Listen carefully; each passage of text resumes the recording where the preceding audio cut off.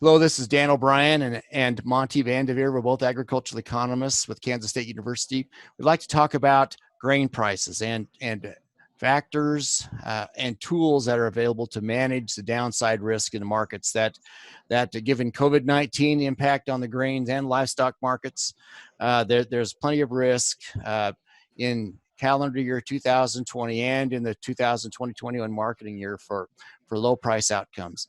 So in trying to be of help to ag producers, I get involved in putting together grain market outlook issues. And here within the last week, I've looked at corn prices, and there's a lot of downside risk in the corn market.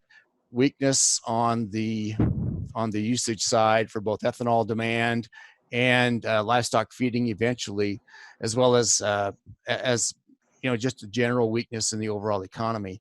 And there's some risk of seeing a downside outcome on the price of being below $3, even the possibility of looking at something closer to the loan rate. We're not wishing that would happen, but we're trying to think about it.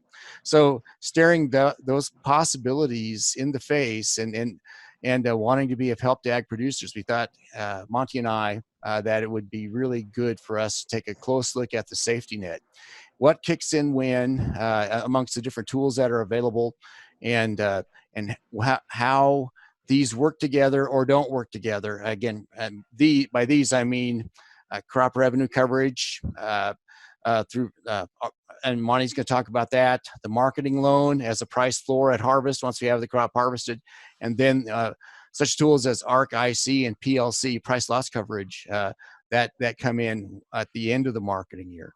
So Monty, if you'd like to kind of take that away and tell us where we're at up front here as we go into this first part of this marketing year, heading from now through the time when the revenue protection payments, if there are any, would come about.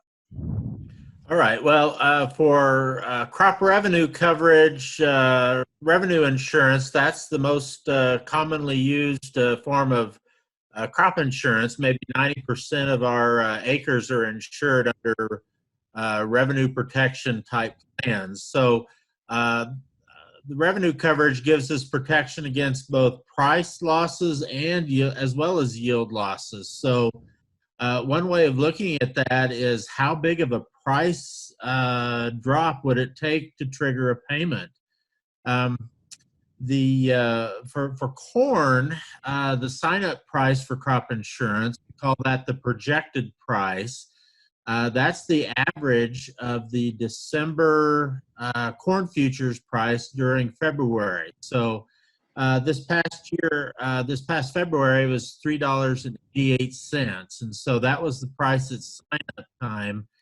And most of our acres will be covered under that. Now, how big of a price loss would it take for just looking at a price loss alone? How much of a price loss would that take to trigger a payment? Well, if we figure maybe we've got a 75% coverage level, so you'd have to have a 25% price drop in order for the price component of the, if you only had a price loss alone to trigger a payment. So with that 388 projected price, you'd have to see a harvest time price of about $2.91 per bushel in order to start seeing revenue insurance payments just on the price component. So, and when you say 291, are you talking about the 75%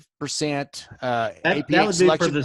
That would be for the 75% coverage level, right? And when you're talking about 291, are you looking at across not just 75%, but are you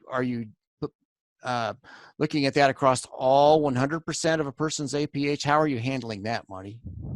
Well, the revenue guarantee is a product of three factors. You've got this projected price, that was $3.88 per bushel.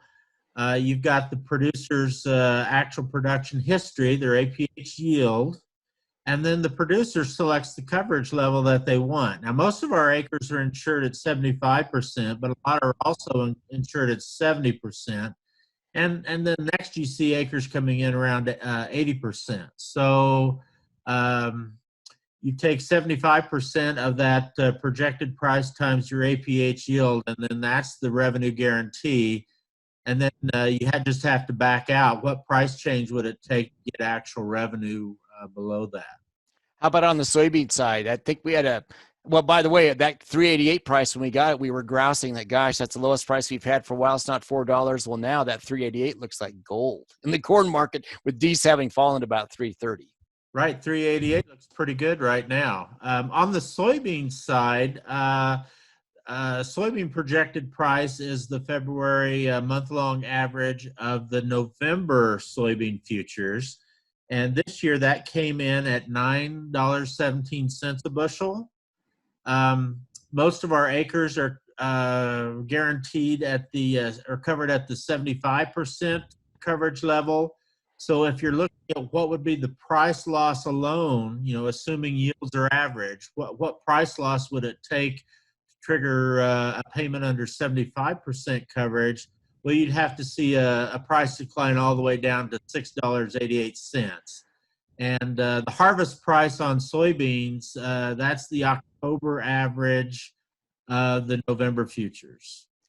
If I can just add in, then it seems like when we piece together our different tools for price risk management, that the revenue coverage against, you're basically covering changes that happen in the harvest time futures for corn and soybeans anyway, from February until either October for soybeans or November for corn.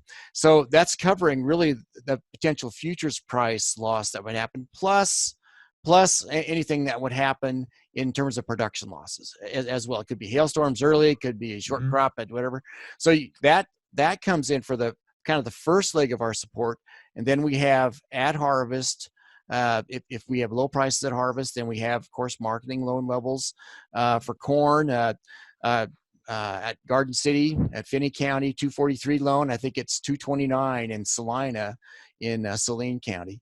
But then we also, on the backside, once we get into that marketing year, we're measuring, we're aware of the potential for prices. If people took out price loss coverage in particular, anything below a 370 for corn or an 840 for soybeans would merit a payment. But what strikes me is that they're different time frames. So revenue coverage is covering the production period and what could happen there, and marketing loan, that would help us as a bottom side at harvest, and then the PLC ARC type coverage issues that would come into play, they would help for I guess the balance of the marketing year. So it's an interesting thing.